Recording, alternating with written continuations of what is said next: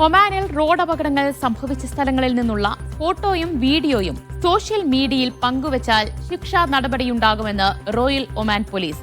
Road അപകടങ്ങൾ സംഭവിച്ചാൽ രക്ഷാപ്രവർത്തനത്തിൽ ഏർപ്പെടാൻ ശ്രമിക്കുന്നതിന് പകരം ഫോട്ടോകളും വീഡിയോകളും പകർത്താൻ ശ്രമിക്കുന്നത് കുറ്റകരമായി കണക്കാക്കുന്ന നിയമം ഒമാൻ അവതരിപ്പിച്ചിരുന്നു.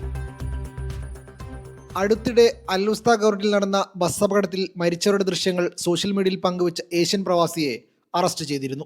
ഈ സംഭവത്തിന്റെ പശ്ചാത്തലത്തിലാണ് പൊതുജനങ്ങൾക്ക് ആർഒപി കർശന നിർദ്ദേശം നൽകിയിരിക്കുന്നത്. റോഡ് അപകടങ്ങൾ സംഭവിച്ച സ്ഥലങ്ങളിൽ നിന്നും പരിക്കേറ്റവരുടെയും മരണപ്പെട്ടവരുടെയും ഫോട്ടോയും വീഡിയോയും സോഷ്യൽ മീഡിയയിൽ പങ്കുവച്ചാൽ ശിക്ഷാ നടപടിയെന്നാണ് റോയൽ ഒമാൻ പോലീസ് ഓർമ്മിപ്പിക്കുന്നത്. ഈ പ്രവണത വർദ്ധിച്ചു വരുന്നുണ്ടെന്നും ആർഒപി കൂട്ടിച്ചേർത്തു. ഇത്തരത്തിൽ ദൃശ്യങ്ങൾ പകർത്തുന്നത് പൊതുമര്യാദയുടെ ലംഘനമാണെന്നും അപകടത്തിൽപ്പെട്ടവരുടെ കുടുംബങ്ങളുടെ സാഹചര്യം പരിഗണിക്കണമെന്നും പോലീസ് ഓർമ്മിപ്പിച്ചു. ഔദ്യോഗിക വിവരങ്ങൾ ലഭിക്കുന്നതിന് മുമ്പ് പരിക്കേറ്റവരുടെ ദൃശ്യങ്ങൾ കണ്ട് ഉറ്റവർ തെറ്റിദ്ധരിക്കാൻ സാധ്യതയുണ്ടെന്നും പോലീസ് പറയുന്നുണ്ട്. അപകടം സംഭവിച്ചാൽ രക്ഷാപ്രവർത്തനത്തിൽ ഏർപ്പെടാൻ ശ്രമിക്കുന്നതിന് പകരം ഫോട്ടോകളും വീഡിയോകളും പകർത്താൻ ശ്രമിക്കുന്നത് കുറ്റകരമായി കണക്കാക്കുന്ന നിയമം ഒമാൻ അവതരിപ്പിച്ചിരുന്നു. Media 1, Muscat.